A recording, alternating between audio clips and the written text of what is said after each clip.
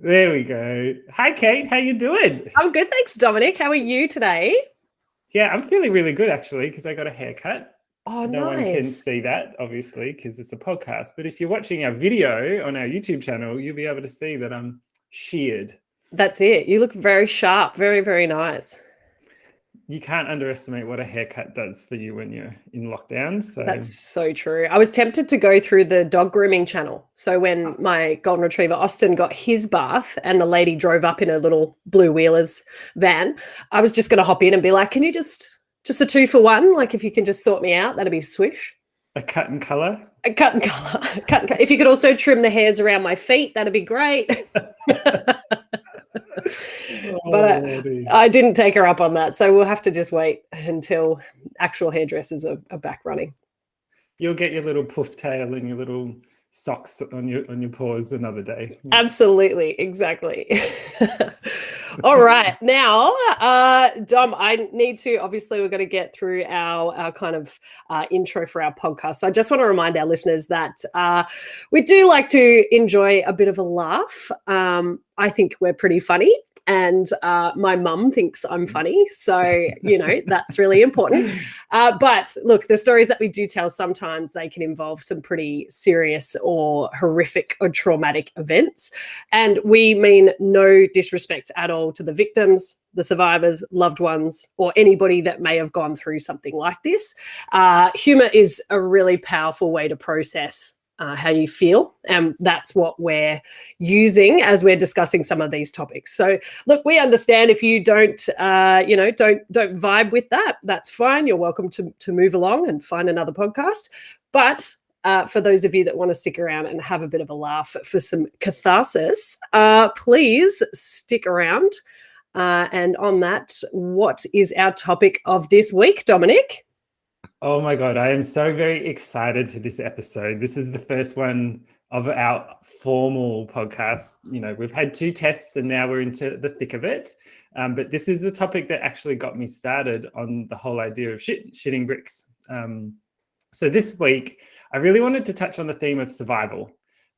As in, what would you do to survive when you're put in an impossible situation? And like, what lines would you cross? How far would you go? And obviously, as the title suggests, we're going to talk about cannibalism. But yeah, that's the topic. What would you do to survive, Kate? Ooh, well, I mean, one of my favorite television programs is Survivor. So I assume that this, I know a lot about what we're going to talk about. Obviously, I would try and find an immunity idol. That would be my first thing. So do they have those on Cannibal Island? No, not quite. But okay. How about we get through the story and you tell me if there is an immunity idol that was missed, when they walk past it and it's right there in plain sight. Oh my God. Okay. I'll make sure I'm checking it out so we can see. I'm really excited for this story though, Dom. We have been, chatting about this, and I purposefully didn't read anything about it because I, like the listeners, want to hear your story so I can be frightened and have a laugh. Yeah, absolutely. So let's get into it. Just quickly, my sources, Wikipedia, an awesome geographics YouTube video. If you've never heard of geographics before, I would highly recommend going and checking out. They've done some really fun, cool videos that are kind of similar line to what we do on the podcast. And then there's also this really awesome Radio Free Europe article by Andrei Filimonov and Robert Colson. They had some really good interviews and some of the more like detailed stuff that you miss out on this story sometimes. So go check them out. And I've also got to do a bit of a disclaimer as well. There are plenty examples of this sort of, cannibalism happening throughout history. And this is a disclaimer, the story I'm about to tell, none of us can really know the sheer hopelessness of the situation. So I'll try to keep judgment to an absolute minimum. I hope no one ever goes through what they did. And I must point out that there are those around the world where famine is still it's a reality, and especially where unstable governments are either, that are choosing not to support them or that they're meant to represent them and then just not. It's a really sad situation still happening today. Doesn't mean I'm about to condone what is happening next to the story, but the human sort of primal need to survive can be, can bring about some really scary things. So Yeah, we are on that. Look, and it's, it might be a little off taste, so to speak, but I'm currently participating in Light and Easy. So I feel like I'm really on that level of hunger where I'm starting to understand cannibalism a little bit. That is not anything against Light and Easy. Really delicious. So if you want to sponsor us, please do. But the hunger is real. So I feel like I'm in a good headspace at the moment to really delve into this. You're in your own Hunger Games. Yeah. All right, let's go. So grab your blankies and lock the doors. Our first ever Shit and Brick story starts in the USSR under Joseph Stalin's tyrannical reign. And let's be clear, no question, he was an asshole, but he did have an amazing mustache, and I have to give him that. It's all about the facial hair. That's there amazing. is side story. There is a theory going around about dictators and their facial hair. Go down a rabbit hole on Reddit and stuff and read about what each mustache says about each person throughout history. But anyway, I am getting distracted already, and it's only the first sentence. So Cannibal Island is also known as Nazinsky Island. It's situated in a remote part of Western Siberia along the Ob River. And the closest town is Tomsk, and that's about 800 kilometers away. And we're talking about a super, super remote and freezing part of the world. It gets as cold as like negative 22 degrees Celsius in winter, which is when our story takes place. So we obviously do not have enough time, even with COVID, to get into the whole political landscape of the Soviet Union at that time, which is a horror story in itself, no doubt. But to do this story any justice, it is important that we set the scene a little bit to understand how something like Cannibal Island came to be. So, 1933. Rewind the tapes. We're back in 1933. There's a catastrophic famine, and that has swept across the Soviet Union. At least 5 million people would perish from hunger. And the current Communist Party introduced all of these, what they called 5-year plans, to fuel their Soviet machine. So essentially, they needed people to play their assigned role, to do what they deemed was their civic duty. And a fundamental part of these 5-year plans was to relocate people, often against their will, to remote parts of the USSR to work the land as farmers. Essentially, though, they would have to deport these people because it was against their will. And as history has taught us, it's usually those who refuse to play by the rules, they're the best source of people power. So anyone who became too successful or wealthy, as well as criminals and peasants, the less than desirables, that's what they would deem them as, they were perfect for these deportation plans. Wow. So, not great. Not ideal, no. Again, 1933, it seems to be a pattern. That was a bad time to be around. Just in general. Yeah, so this is obviously, this is early 30s. We haven't even gotten to the horrors of like late 30s and early 40s. But before any of that kicks off, this is what's happening. So in February of that year, 1933, two men, Genrik Yagoda, and please correct me, obviously my pronunciation is going to be shocking. Dog's breakfast, as we say in Australia. Is it Natalia Smirnova? No. Boris Grishenko? Xenia Onatop? Yeah, we're leaving so many James Bond Easter eggs in this series, so please get used to it. Those are really the only Russian names that I can pronounce. So that's fine. Well, these two, Genrik Yagoda and Matviv Berman, they had proposed to plan, this is one of those 5-year plans, right?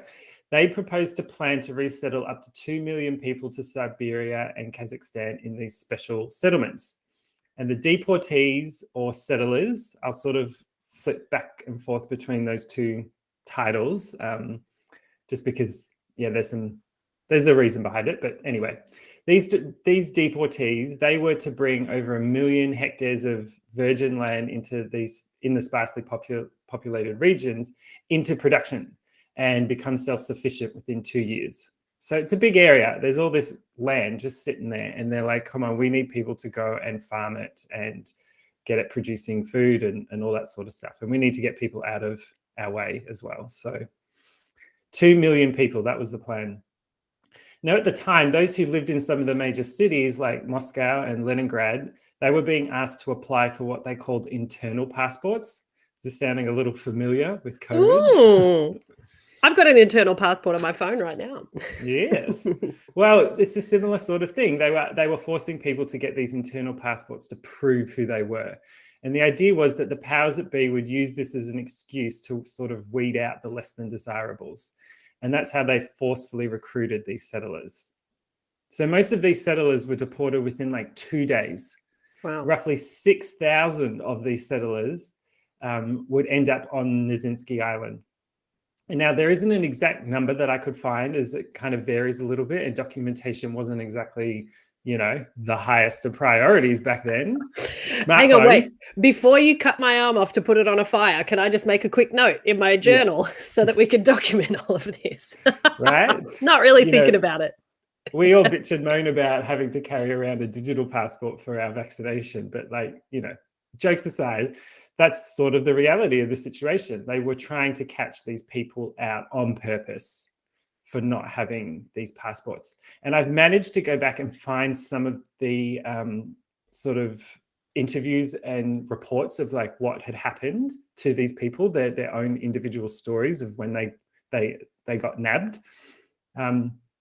So there is some documentation and interviews that were discovered when all of this came out, and we'll get to that later. But just to give you an idea of how these unsuspecting people were apprehended, a report by Vasily Velichko, now remember his name, Velichko, he describes some of these stories. Okay, so I've got 3 of them for you. One of them is from a Mr. Novozilov from Moscow. So after work, he was getting ready to go to the cinema with his wife. And while she was getting dressed, he just stepped out to have a smoke, like a cigarette, out the front of his house, and was just gone. Wow. Wife had no idea, didn't know where he was, just gone. Another lady, Guseva, she lives in Murom. Her husband is an old communist and chief officer of the Murom railway station, and he'd worked there for 23 years. And her son works there as an apprentice, engine driver. And Guseva, she came to Moscow to buy a suit for her husband and just some white bread, and her documents didn't help her. She even had it, and they still just nabbed her. Gone. Wow. And lastly, another man who was interviewed afterwards, he said, in his own words, "I didn't do anything. I was a student in Moscow. On the weekend, I went to visit my aunt who lives in Moscow. I got to her apartment and knocked on the door, but before she opened the door, they grabbed me right there. I was arrested because I didn't have my passport with me." Jeez. So they were just wandering around, just anybody that they saw, they were like, "We've decided that you're gone. You're going to be shipped off." They'd go to certain parts of the city that maybe not the nicer parts of Moscow and Leningrad, and they'd just nab people. And they had quotas. These 2, Yagoda and Berman, they had quotas that they needed to fill. They had to get as many people as possible. So, yeah. Goodness me. Pretty shocking already. Yeah. So, anyway, how did they get there?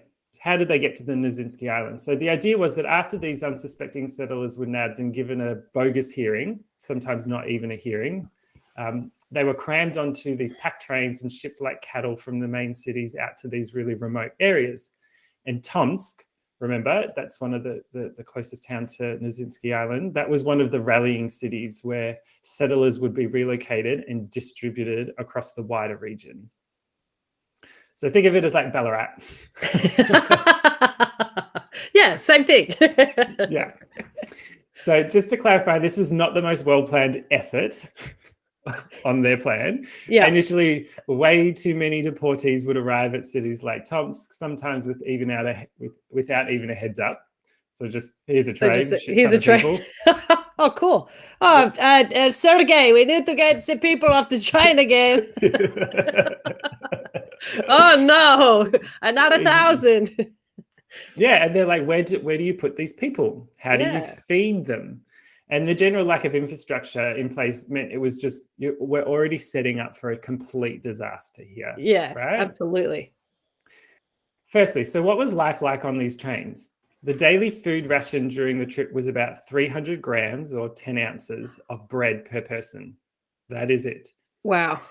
And of course, it didn't take long for people to get into survival mode, right? That's the topic that we're talking about today. So on these trains, there's wealthy people, there's peasants, there's, all sorts of different types of people, but there's also criminals.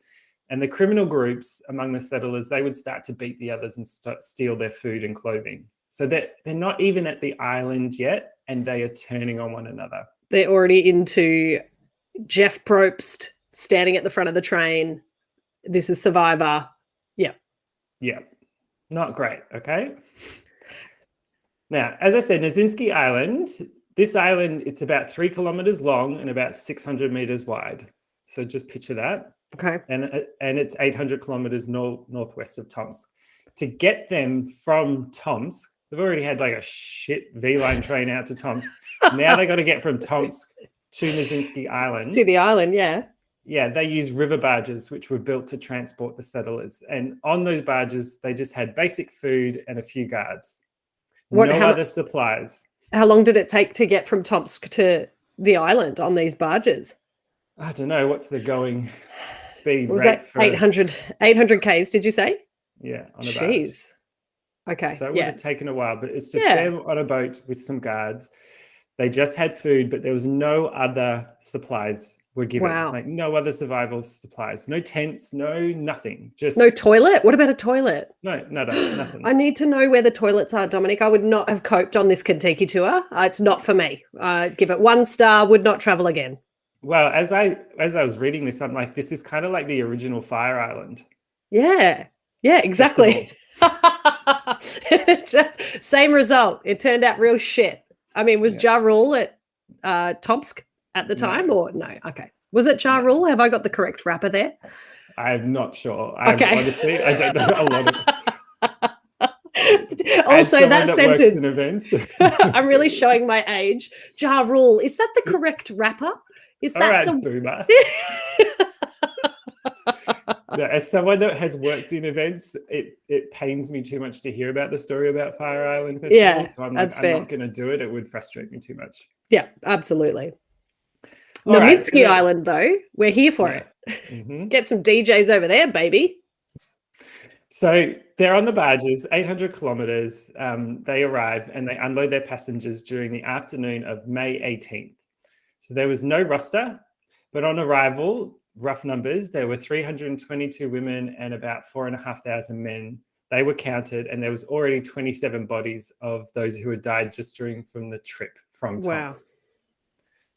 So you can, I'm not trying to downplay this, but it's already a horror story in itself. These people are being apprehended, taken away from their families against their will, not really given much explanation of what's being done. The conditions that they're in are already horrific. Yeah. They haven't even, they've only just arrived on the island.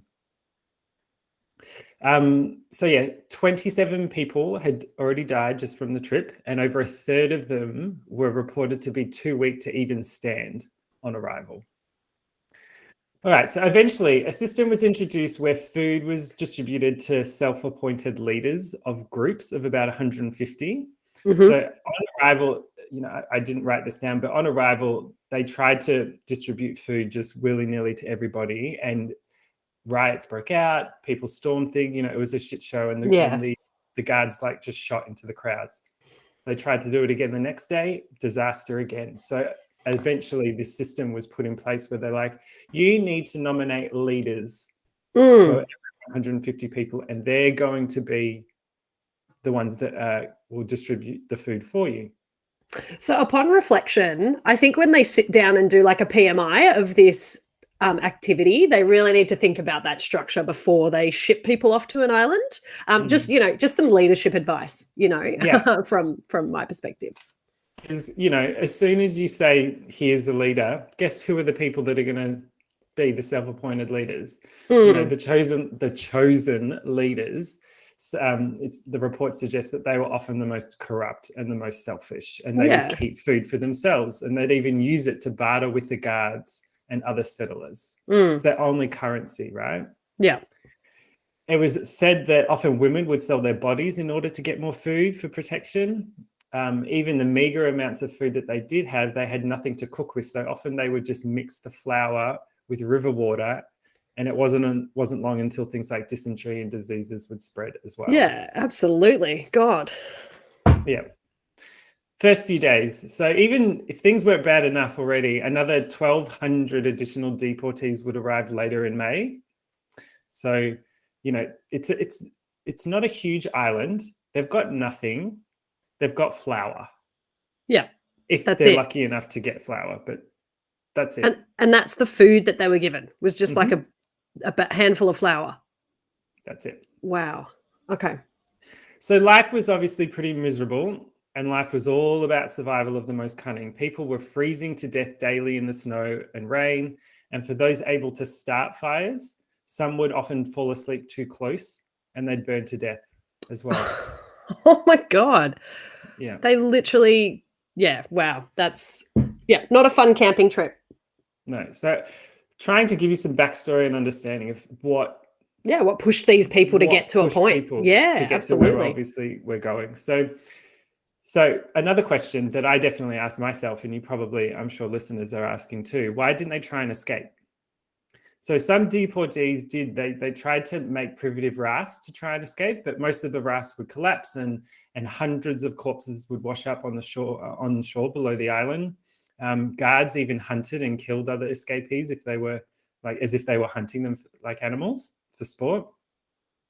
And because of the lack of any transportation to the rest of the country, except upstream to Tomsk, and the harshness of life in the area, any other escapees who did make it across the river, minus 22 degrees, by the way, and evaded the guards from their hunting parties, they were ultimately just presumed dead and gone.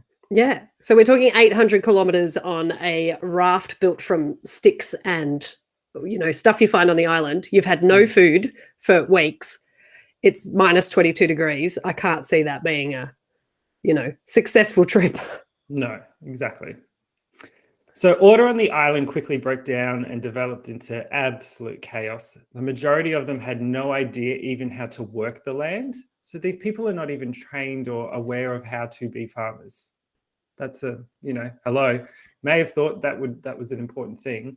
And the sparsity of resources they led to gangs forming, obviously. Yeah. And people were frequently murdered in fights over food and money. Even gold tooth fillings and crowns were often looted to trade for cigarettes. Like, people are at the worst possible place doing the most horrendous things, just trying to survive. Absolutely. And the guards weren't picnics either. So the guards established their own sort of reign of terror. They would extort the settlers. They would execute people for minor offences. Even the doctors, I have to say this, they did send doctors out there every now and again, but even the doctors sent to tend to the settlers once in a while, even with protection, began to fear for their lives. Yeah, I can't say that I would have loved to have gone there as a doctor. I don't need that on my resume. So this is where things are going to get really dark. In less than a month, due to the lack of proper food and the frequency of violent deaths, it didn't take long for survivors to resort to cannibalism. And reportedly, it became so widespread to the point that settlers eventually began murdering individuals for the sole purpose of consuming them. Wow. In early June, things had gotten so bad and out of control that the Soviet authorities deemed the plan a failure and the settlement was to be dissolved. No fucking shit, Sherlock. Yeah, pop that in your little report, for goodness sake. No good. I mean, it didn't really succeed, guys. Look, we sent them to some remote island in the middle of nowhere with a handful of flour to survive and to start farming for us and do all of these great things. It's a shock to me that it didn't work. So stupid and horrible for these people. The cavalier attitude towards all of this, right? And I know we're here having a laugh and joking and stuff like that. So it's just so absurd. It is almost laughable, Yeah, right? absolutely. So it had only been a month, right? I'm saying early June, that it was deemed a total failure, and the thing needed to be dissolved. So those who did survive had nothing. Those who survived had nothing and had been through literal hell on earth. Yet those able to work were shipped off to a different settlement and forced to work elsewhere. So they didn't even learn from the mistake. Like, they didn't even go, oh, maybe this shouldn't happen. They took the strongest and the people still able to, and just went, well, we'll ship them somewhere else. Wow. And try again. Right? Yeah. So by August, at least 4,000 people were reported dead or missing from the original 6,000+. According to a Soviet document dated in August 20th, 1933, there were only 2,200 survivors out of the 6,700 prisoners who had been sent to Nizinsky. That's not a good percentage. No. I'm not a mathematician, but that's not good. You're not an economist? No, not yet. There's still time. Okay. Yeah. So how do we know all about this, right? This is, first of all, this is not like a thing that happened only on Nizinsky Island. There are definitely reports of other settlements and other horrible things happening, but this particular one was sort of thrust into the spotlight because our good old bud, Velichko, I remember him. He collected a bunch of documentation, and his report, like he was asked to do a report on this. His report was kept on file and distributed amongst some of the very high-level political leaders, including Stalin. But it was obviously a bit of an embarrassment, and it was buried and deemed top secret and just hidden. Yeah. It was there. The thing is that it existed. It was just suppressed and forgotten. Yeah. It wasn't until the Russian Historical and Civil Rights Society, called Memorial, was contacted by a survivor in 1988 that a push to release these reports came to fruition. 1988, good year. I was born. So at least one good thing happened. And we're glad you're here. Someone who's equally as crazy as I am. But yeah, quite a story that a survivor, not until 1988, contacted this amazing organization called Memorial, looked them up, and they got involved. Memorial were like, okay, well, something needs to be done about this. So one story that has been widely reported, and to me it makes this even more real because it's that of a local family who lived close by. So this was the story that was in Velichko's report. Yeah. By the way, the locals were completely unaware of the severity of the situation. It's such a remote part of the area. Like, they didn't even know that people were on this island. That's got a real vibe of, 1930s, 1940s. We had no idea what that camp was. It was just down the street from our house. We didn't know what was going on there. That's got a real vibe of another mustachioed dictator. Yes, mustachioed. Like that. Now I want pistachios. Okay, so there's this one story. It's quite well known, and it came up in a lot of articles and things that I read. But this is of someone called Belina. She was a resident of the village of Nazino, and she said, in her own words, "Once a woman from the island of death was brought to our house. She was being taken to another camp. They took her into the back room of our house to spend the night, and I saw that her calves had been cut off. I asked, and she said, they did that to me on the island of death. They cut them off and cooked them. So all the meat on her calves was cut away. Her legs were freezing because of this, and she had them wrapped up with rags. Somehow she was still able to move on her own, but she looked like an old woman. And they say she really was only just over 40. Wow. That's horrifying. Mm-hmm. And that's from Belina's words, the resident. Like, she saw that. Oh God, that like gives me goosebumps, and it also makes my calves hurt. Yeah. Far out. How would you survive that? Like, how do you?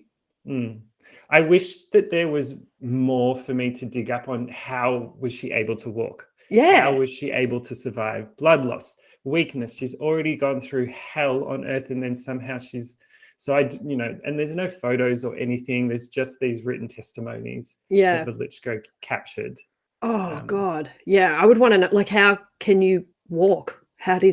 What are your Mm. ankles attached to? Like what? It's Yeah. horrible. Far out. Oh.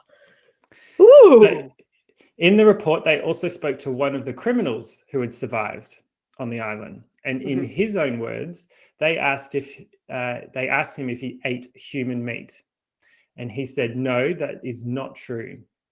I only ate livers and hearts."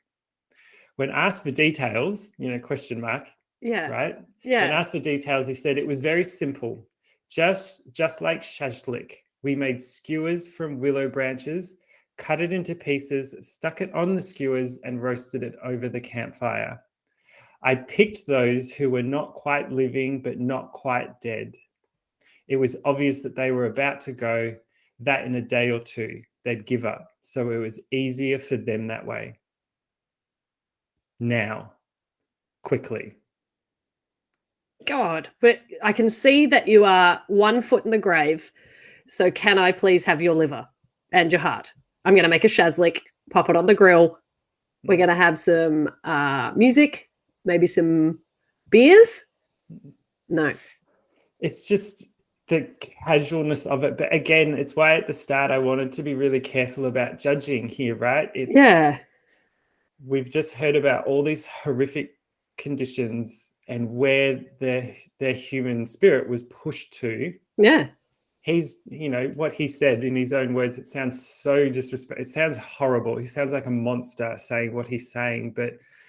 And again, I'm not justifying it, but you have to go back to look at, it's why that backstory was so important. Look how far that they were pushed. That's right. And how are you going to survive? What is that ultimate survival instinct? What do you need to do? But I also, it's fascinating that he still, despite the terrible things that have happened, had almost a sense of values. Oh no, I didn't eat human meat. Like I wouldn't eat like calves from a lady, but I was happy to have liver or heart or the same kinds of organs you would have from an animal, from a sheep or a cow or whatever, but still had that sense of value. That's so, it seems warped, but wow. Yeah, it just goes to show. Yeah. Yeah, in his words, you can obviously hear him trying to justify, we picked people that were about to die. Or anyway, look, I don't think either of us are in a position to properly judge or get into the frame of mind of where they are and why they do what they did. But there's other reports which are even more graphic. A woman, there was just a description of a woman who was tied to a tree and men cut off her breast, her calves, and other body parts. And to me, that's that's a whole nother thing. That is actual evil behavior. That's not. Anyway. That's not cool. All right. So our guy Velichko, to wrap this up nice and neatly as best as you possibly can, because it's horrible, but our guy Velichko, he actually went to the island, and that's where this report sort of came from. And he wrote, the grass on the island was head high, but locals who went there to gather berries returned after discovering corpses in the grass and stick shelters full of skeletons. So this is after the fact, obviously. Yeah. He went out there to report on this, and I think, once things came to light, even locals were able to sort of get an idea of what happened. But a lot is happening at the time in this part of the world. A lot of horrible things are happening in this time in the world, and Communist Party, they don't want you to know anything. Everything has got to be good and great. Yep. So this was all suppressed. So today there is a memorial and a pilgrimage that takes place for survivors and locals who really want to make sure that what happened is never forgotten. And in saying that, sadly, this story is one of many horrifying events that occurred over the 20 years, either side, such as the Great Purge. So if you're interested, you can go read about that. But there are rough estimates that anywhere between 3 to 7 million people died as a result of this famine and ensuing 5-year plans. Oh my It God. really was just like such a dark time in our human history. When I think of a 5-year plan, I'm sort of thinking, do I buy a house or should I buy a car? Am I going to have children? And they're basically ending the lives of millions of people. That was their 5-year plan. Mm-hmm. Mm. I think that's what I've learned from this story is the cavalier and the brutal, not even trying to hide it. Like, this is just what we're doing in the name of our great country or our great, Soviet Russia, blah, blah, blah. It's just... Yeah, that's their sense of what they wanted to do. Ooh. So that's the story of Nizinsky, or better known, Cannibal Island. Oh, okay. So now that we've heard that story, which absolutely included some pretty horrendous details, Dom, what would you do to survive? What would be so you're in this position, or you're in a similar position. What are you doing to survive this? What pops into your mind? What do you think you could do? Look, I'm not specifically about cannibalism, but just in general, I'm a big fan of the idea of survivals, like Survivor, the TV show, Survival on anything. I kind of am fascinated about how humans were able to live off the land back in the day. And, what would you do if you were on a remote island? What would you do in the middle of the desert? I'm personally very fascinated about those sorts of stories, and they don't need to go super dark. So I fantasize about what I would do, and I like reading up on what do you do to a snake bite, or how do you get water in the desert? Like, that stuff's cool. That's interesting. But I think if you have those conversations, you also got to think about, what do you do when you get to a point where there's no food or whatever? I would love to say that I'm the type of person that's like, no, never going to ever desecrate someone else's human body. I'm never going to eat blah, blah, like all that kind of stuff. I wish that I could be that hardcore and blunt about saying no, but I don't know. I don't know. It's not my first choice. It's not my first 100 choices. It would probably be my last ever choice. Yeah. So I don't think I could ever kill a human just to eat. I don't think I would. I'd probably just let myself die before that. But if someone had just died, I don't know. I don't know how crazy your mind can get when you're that hungry. Yeah.